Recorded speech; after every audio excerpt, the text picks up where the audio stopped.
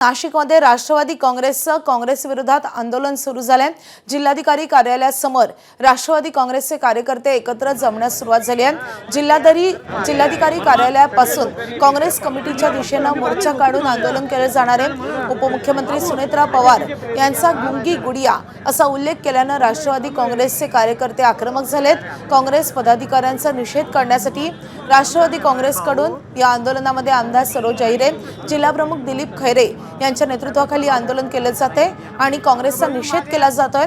आपण थेट दृश्य पाहतोय नाशिकमधून राज्यभर राष्ट्रवादी काँग्रेसच्या पदाधिकारी कार्यकर्त्यांकडून अशा प्रकारे ठिकठिकाणी आंदोलन केली जात आहेत। कालही आपण बघितलं होतं मुंबईमध्ये काँग्रेसच्या कार्यालयामध्ये घुसून राष्ट्रवादीच्या कार्यकर्त्यांनी जोरदार घोषणाबाजी केली होती आणि आंदोलन केलेलं होतं। आपण राज्यभर आजही अशाच प्रकारचे आंदोलन पाहतोय। नाशिकमध्ये राष्ट्रवादी काँग्रेसच्या कार्यकर्त्यांच्या आंदोलनाला सुरुवात झाली आहे।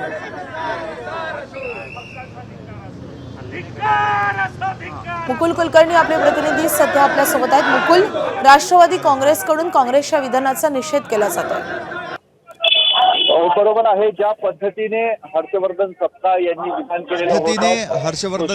यांनी विधान केलेलं होतं, सोशल मीडियाच्या माध्यमातून देखील उपमुख्यमंत्री सुनेत्रा पवार यांच्यावर टीका केलेली होती। त्यानंतर राज्यभर काँग्रेसच्या विरोधात निदर्शनं चालू आहेत आणि त्याचाच एक भाग म्हणून आपण बघतोय नाशिकच्या जिल्हाधिकारी कार्यालयासमोर आता आंदोलनाला सुरुवात झालेली आहे।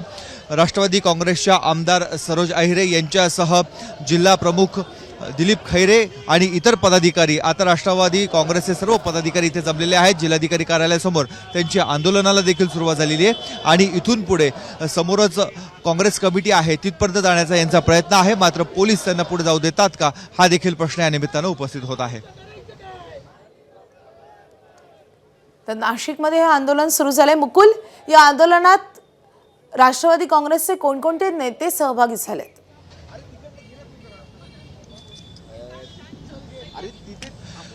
राष्ट्रवादी काँग्रेसच्या आमदार सरोज अहिरे या देखील या आंदोलनामध्ये सहभागी झालेल्या आहेत। त्याचबरोबर भगूर नगर परिषदेच्या नगराध्यक्ष देखील आहेत। आंदोलन करत आहात, एका महिलेवरच अशा पद्धतीची टीका टिप्पणी करण्यात येते। पाहिलं गेलं तर काँग्रेस कायम महिलांच्या विरोधात राहिलेले आहे, ह्याचा आज पुरावा मिळालेला आहे। आपल्या महाराष्ट्राच्या उपमुख्यमंत्री पहिल्यांदा एक महिलेला सन्मान मिळालेला आहे आणि अशा महिलेला अशा वक्तव्य करून अपमान करणं हे निषेधार्ह आहे आणि ह्यांनी माफी मागितलीच पाहिजे। आपण बघतोय ह्या सर्वांची एकच इच्छा आहे, माफी मागितली पाहिजे। खरं तर दिलगिरी व्यक्त करून हा विषय इथे थांबणार आहे का? दिलगिरी देखील व्यक्त होते, आपले लोक म्हणतायत की माफी मागितली पाहिजे। काय आपलं मत?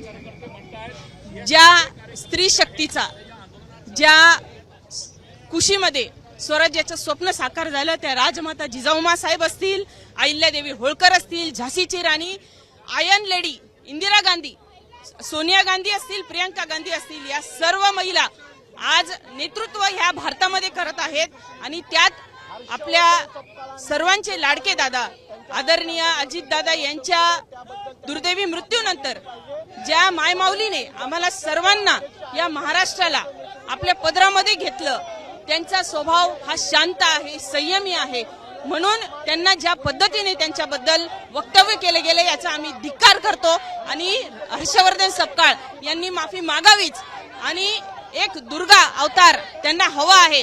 दुर्गेचे फक्त तलवारीचे अवतार नाही, त्यांचा आशीर्वादाचा पण अवतार हे ते विसरले आहेत। दुर्गेने अवतार दाखवावा असं आमदारांचं मत आहे, आपली काय भूमिका? बरोबर आहे। या संदर्भामध्ये हर्षवर्धन सपकाळ यांनी माफी मागितलीच पाहिजे कोणत्याही परिस्थितीमध्ये, कारण ते ज्या पक्षाचे अध्यक्ष आहे त्यांचं नेतृत्व सुद्धा एका महिलेने केलेलं आहे, त्यामुळे त्यांनी माफी मागितली पाहिजे।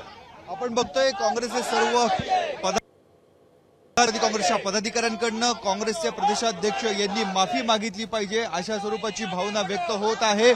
जे पदाधिकारी कार्यकर्ते आहेत त्यांनी होर्डिंग हातामध्ये घेतलेले आहेत, महिलांचा अपमान काँग्रेसची ओळख अशा स्वरूपाचे हे होर्डिंग आहेत। हर्षवर्धन सपकाळ यांचा निषेध केला जातोय, त्यामुळे नाशिकच्या जिल्हाधिकारी कार्यालयासमोर आंदोलनाला सुरुवात झालेली आहे।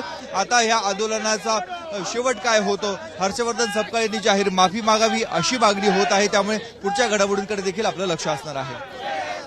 नक्कीच या आंदोलनाकडे आपलं लक्ष असेलच। मुकुल, धन्यवाद या सगळ्या सविस्तर माहितीसाठी। एबीपी माझा, उघडा डोळे बघा नीट। Thank